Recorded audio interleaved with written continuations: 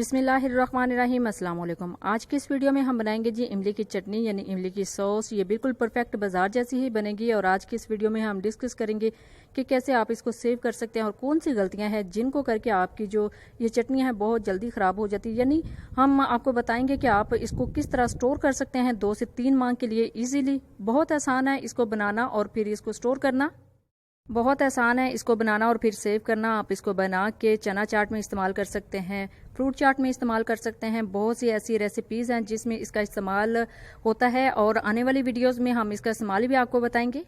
तो चलते हैं जी तैयारी की तरफ। तो इसके लिए मैंने पहले 1 पाव इमली ली थी और इसको 3 घंटे के लिए भिगो दिया था। ये देखिए कितनी आसानी के साथ उसका पल्प तैयार हो गया है। आप इस पल्प को छान लेते हैं।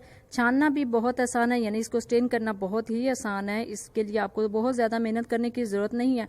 कुछ लोग इसको ब्लेंडर में पीस लेते हैं, लेकिन उससे भी थोड़ी सी मुश्किल पेश आ सकती है। आपका ब्लेंडर ख़राब हो सकता है। तो आप आसानी के साथ इस तरह इसको अच्छे से पहले थोड़ी देर के लिए 2 से 3 घंटे के लिए भिगो दें। उसके बाद इस तरह इसको स्टेन कर लें यानी छान लें, तो आपका जो पल्प है वो ईजिली आपको तैयार मिलेगा। देखिए अल्हम्दुलिल्लाह कितने अच्छे तरीके से और कितनी आसानी के साथ हमारा जो पल्प है वो तैयार हो रहा है। ये तैयार करना बहुत ही आसान है, बिल्कुल भी मुश्किल नहीं है। इस तरीके से आप भी बनाएं और अगर आप चाहें तो स्पाइडर चमचे के साथ भी इसका जो पल्प है वो अलग कर सकते हैं। मेरे पास ये जाली का चमचा था तो इस वजह से मैंने इसकी मदद ली है। अल्हम्दुलिल्लाह हमारा जो इमली का पल्प है वो बिल्कुल रेडी हो चुका है। इमली के पल्प के अलावा जो अज़ा इसके अंदर जाएंगे सबसे पहले आप वो नोट कर लें। इसके अलावा इसके अंदर जाएगा जी अदरक के 2 पीस हैं। अगर आपके पास सूंठ पाउडर है तो आप वो इस्तेमाल कर सकते हैं। इसके अलावा 1/2 टीस्पून सुरख मिर्च का पाउडर है और 1/2 टीस्पून इसके अंदर जाएगा जी नमक, 1/2 टीस्पून कुटी हुई लाल मिर्च और 1 टीस्पून काला जीरा।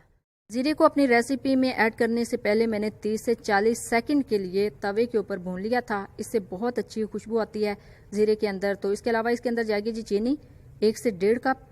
आपको जितना ज़्यादा मीठा पसंद है आप उतनी ऐड कर सकते हैं, अदरवाइज 1 से 1.5 कप बिल्कुल बेस्ट है।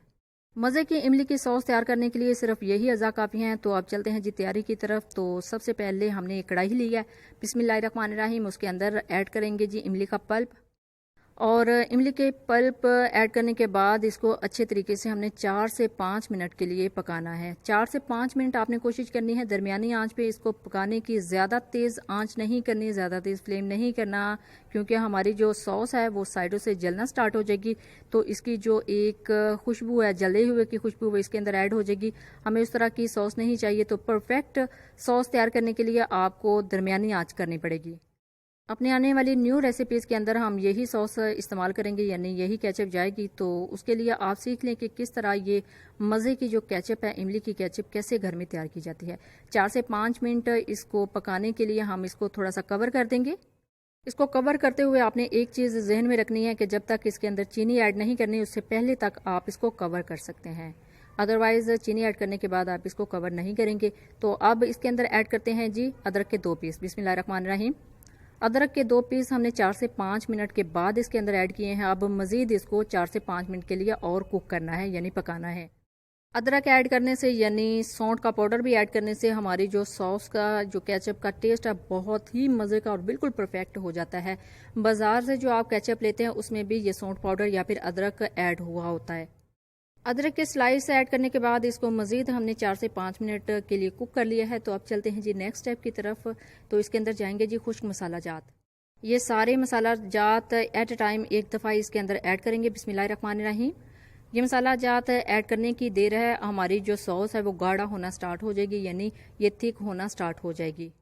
सारे मसाला जात ऐड करने के बाद मज़ीद इसको 4 से 5 मिनट के लिए पकाना है, यानी कुक करना है। तो उसके बाद अगर आप इस स्टेज पे चाहें तो इसको कवर कर सकते हैं, अदरवाइज़ जब चीनी ऐड करेंगे तो फिर इसको कवर नहीं करना। तो अब इसको एक मरतबा फिर से कवर कर देंगे 4 से 5 मिनट के लिए।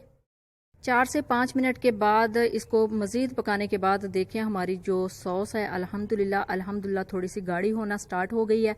तो अब इसको मज़ीद थोड़ा सा पकाने के बाद इसके अंदर जो नेक्स्ट चीनी है वो ऐड करनी है। ये देखें इसकी जो क्वांटिटी है वो भी थोड़ी सी थिक होना स्टार्ट हो गई है। तो अब इसके अंदर ऐड करेंगे जी अपनी चीनी। बिस्मिल्लाहिर्रहमानिर्रहीम। चीनी ऐड करने के बाद इसको जल्दी जल्दी हिलाना है ताकि चीनी नीचे से जले ना। चीनी को ऐड करने के बाद अच्छे से जल्दी जल्दी आपने हिलाना है ताकि ये जो चीनी है अच्छे से इसके अंदर जल्दी से मेल्ट हो जाए। और ये नीचे से जले ना। तो अब इसके अंदर जो पीसेस थे अदरक के वो निकाल देने हैं। तो पीसेस निकालने के बाद भी इसको 4 से 5 मिनट के लिए पकाना है ताकि अच्छे तरीके से हमारी जो सॉस है वो गाढ़ी हो जाए यानी थिक हो जाए।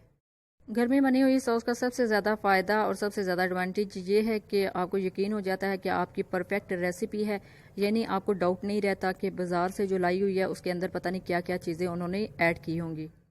अल्हम्दुलिल्लाह 5 से 10 मिनट हमने इसको मज़ीद कुक कर लिया है। तो हमारी जो सॉस है परफेक्ट गाढ़ी हो चुकी है। जब इसको उतारेंगे यानी डिश आउट करेंगे और इसको ठंडा करने के बाद देखेंगे तो ये मज़ीद गाढ़ी हो चुकी होगी।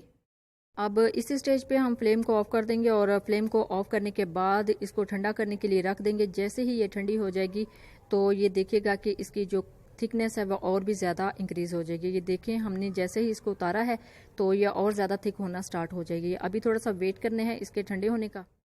अल्हम्दुलिल्लाह बहुत अच्छे तरीके से ये थिक हो चुकी है, बिल्कुल ठंडी हो चुकी है। तो इसको करते हैं जी डिश आउट।